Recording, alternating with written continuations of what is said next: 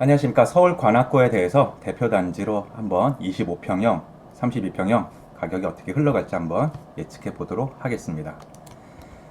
우선 이 위치가 어디에 있는가 한번 살펴볼 필요가 있는데요. 이 관악구의 위치는 구로구, 금천구, 그 옆에 관악구 이렇게 있습니다. 그래서 동을 보면 신림동, 봉천동, 남현동 이렇게 있는데요. 좀 세부적으로 들어가면 행정동이 따로 있습니다. 그래서 이 과거에 이 신림동, 봉천동, 남현동이라는 명칭이 너무 좀 부정적인 이미지가 강하다라고 하는 그런 주민 의견들을 반영해서 그런 부정적 이미지를 좀 싹 없애는 새로운 동명들이 많이 이렇게 있다라고 하는 점도 참고하실 수가 있겠습니다. 이 위치를 한번 살펴보도록 하겠습니다. 왼쪽에는 동작구, 구로구 이렇게 있고요. 오른쪽에는 동작구, 서초구, 과천시 이렇게 좀 둘러싸여 있는 모습입니다. 서울의 이 경계면에 있다 보니까 이 오른쪽 밑에 내려가면은 과천시에 이렇게 접하고 있다라고 하는 점을 아실 수가 있겠고요. 거기에 더해서 이 관악구의 경우에는 서울대학교가 있지 않습니까? 엄청 큽니다. 이 관악구의 절반을 다 서울대가 차지하고 있고, 우리가 흔히 알고 있는 뭐 다른 동들은 다 이 위에 이렇게 있다라고 보시면 되겠습니다. 교통편을 한번 보도록 할게요.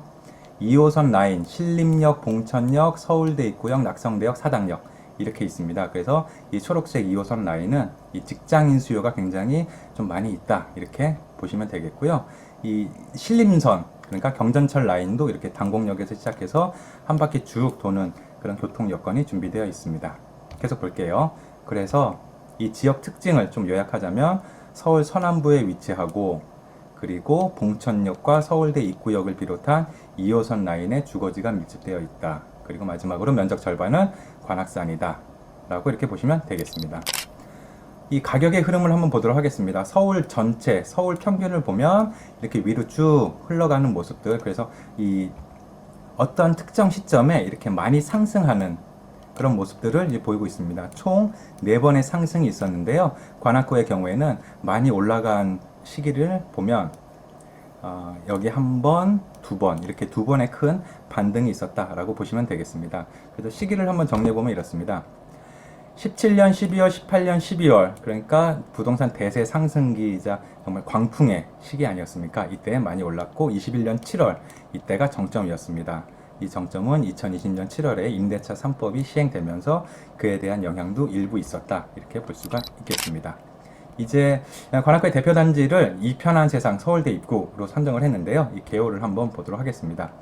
세대는 1531세대, 입주일은 2019년, 구성평형은 25평형, 34평형, 45평형 이렇게 되어 있습니다. 우선 25평형부터 보도록 하겠습니다.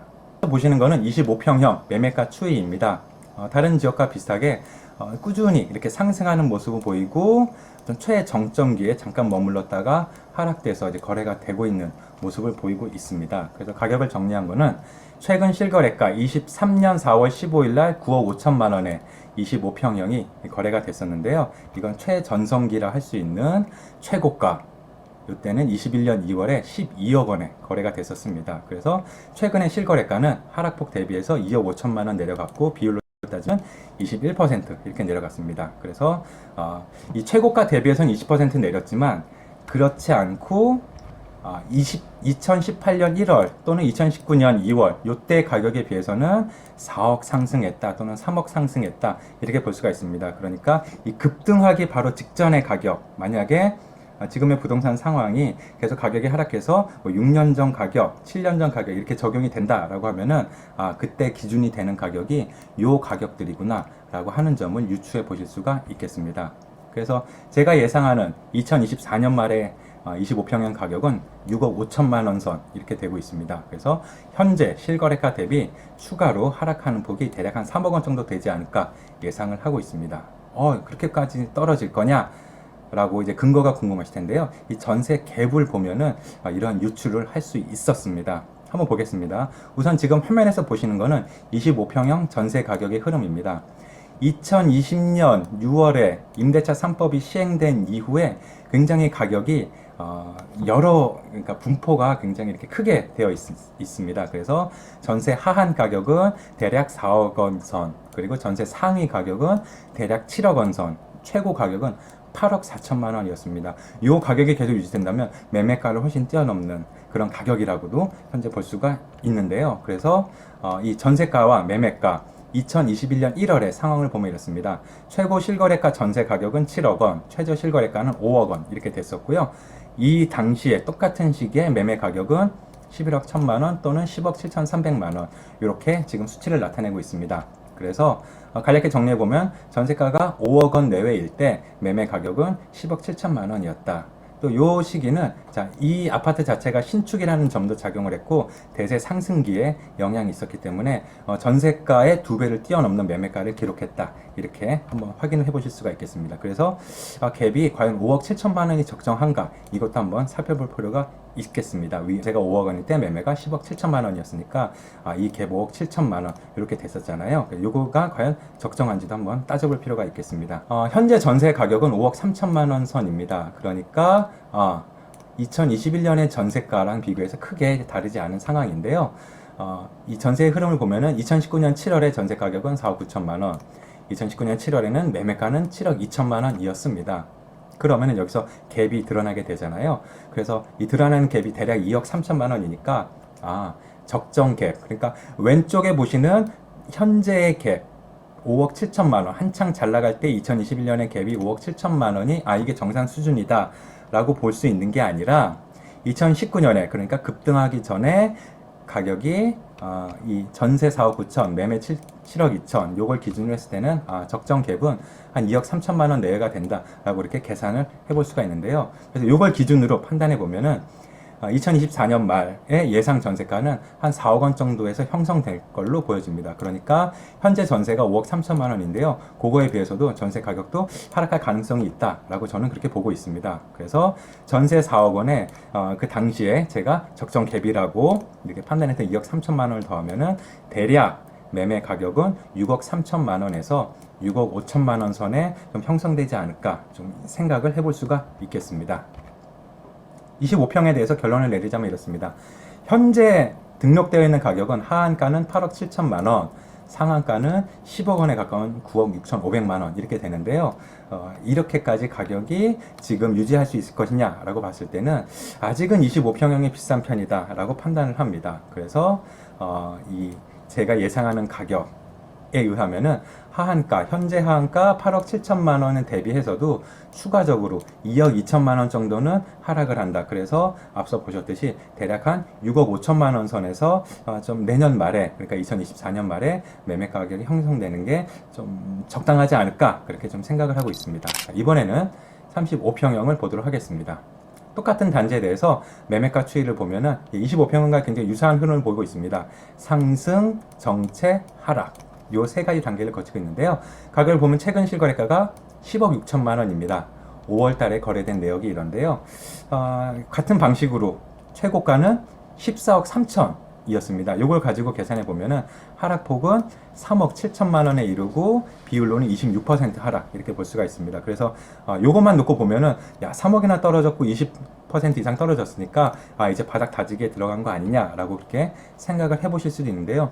저는 약간 생각을 달리합니다. 왜냐하면 2018년 1월에 6억 7천만 원에서 지금의 어떤 그 최근 실거래가를 보면은 3억 9천만 원 상승한 꼴이라서 비율로 따지면은 50% 넘게 상승을 했고 2019년에 9억 3천만 원일 때를 대비해서도 최근 실거래가는 1억 3천만 원 상승한 꼴입니다. 그래서 14%의 상승을 보이고 있기 때문에 과연 가격의 기준을 이 최고가에 둘 것이냐 아니면은 급등하기 이전에 요 가격들로 볼 것이냐 라고 하는 거는 이 영상을 보시는 분들이 각각 좀 판단을 하실 수 있지 않을까 생각이 됩니다. 그래서 저는 아직까지는 하락할 가능성, 하락의 여력이 하락할 가능성이 많다라고 그렇게 판단하고 있습니다. 그래서 제가 예상하는 가격은 2024년 말에는 한 8억 원 선에서 이 매매 가격이 32평형 형성될 거다라고 보고 있는데요. 이 8억이란 가격은 현재 거래된 실거래가 대비해서 아직 2억 6천만 원의 추가 하락을 지금 나타내는 의미이기도 하겠습니다. 그래서 역시 근거가 궁금하실 텐데요. 전세 가격을 기준으로 생각을 해봤었습니다. 이 전세 가격의 흐름을 지금 35평형 기준으로 보고 계신데요. 2000년 후반까지는 특별히 이렇게 가격이 변화가 많다거나 그러진 않았습니다만 그 이후에 그림에서 보시는 바와 같이 아주 어디가 대세다, 어디로 수렴한다라고 하는 걸 굉장히 보기가 어려울 정도로 말 그대로 중구난방으로 이렇게 되어 있습니다. 그래서 이걸 좀 정리해 보면은 전세 상위 가격은 대략 5억 원 선에서 그리고 일반 가격이라고 해야겠죠. 7억 5천만 원 선에서 최고 가격은 9억 3천만 원까지 35평형 전세 가격이 형성이 됐었습니다. 그래서 이 낮은 걸로 할 거냐 아니면 높은 걸로 할 거냐 중간 걸로 할 거냐 요거에 따라서 판단은 달라질 수 있는데요. 저는 이 상위 가격이라고 적힌 5억 원 요 선을 기준으로 했었습니다. 그래서 적정 전세 가격이다 라고 하면은 한 5억 원 정도 되지 않을까 라고 예상을 하고 있고, 지금 여기 최근에 거래된 전세 가격들의 어떤 흐름을 봐도 요 5억 원 선에서 이제 좀 정리가 되지 않을까 그렇게 예상이 되고 있습니다. 가격을 보겠습니다. 전세 가격 2023년 5월, 그러니까 굉장히 최근이죠. 전세 가격을 보면은 최고 실거래가 6억 5천만 원, 최저는 6억 원에 가까운 5억 8천5백만 원 이렇게 되고요. 전세가 이렇게 형성될 때 매매가를 보면은 대략 11억 원 조금 안 되게 이렇게 거래가 됐다라고 하는 거를 화면을 통해서 보실 수가 있을 겁니다. 그래서 정리하면 전세가 6억일 때 매매가 10억 6천만 원이었다. 그래서 여기도 역시 이제 신축 프리미엄이 좀 작용한 게 아닌가, 그렇게 해서 갭이 이렇게 대략 4억 6천만 원 정도 되지 않는가라고 이렇게 판단이 되는데요. 과연 이게 적정한가? 한번 수치를 보도록 하겠습니다. 현재 전세는 6억 5천만 원입니다. 그런데 2019년 6월에 전세가 5억 5천만 원이었고 그 당시에 똑같은 시기에 매매 가격은 8억 8천만 원이었습니다. 그래서 여기서 이제 갭이 눈에 보이실 겁니다. 입주시 갭은 4억 3천이었고 그에 따라서 적정한 갭 대략 한 3억 원 정도 된다라고 이렇게 판단을 합니다. 그래서 이에 따라서 계산을 해보면은 전세가 5억일 때 갭이 3억 원이다. 적정한 거래 가격의 수준은 전세가 더하기 3억, 그래서 8억 원이 된다라고 하는 게 제가 계산한 결과입니다. 그래서 결론을 내리자면 이렇습니다.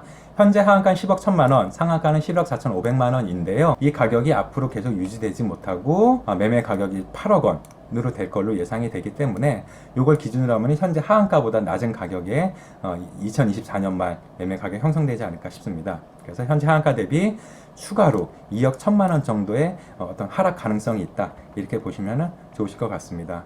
물론 소유주 분들에게는 굉장히 나쁜 소식이라고 할 수가 있는데요. 물론 제 이야기는 항상 틀릴 수 있는 가능성이 있습니다. 그래서 주의사항 읽어보시면 예측의 기본 조건이 있었고 다른 어떤 그 변수가 별로 없다라고 하는 걸 가정했습니다. 거기에 더해서 저의 예측은 다양한 변수 때문에 언제든 틀릴 수가 있습니다. 반박을 하신다면 그 말씀이 맞을 겁니다. 자, 여기까지가 준비한 내용이었습니다. 수고 많으셨습니다. 감사합니다.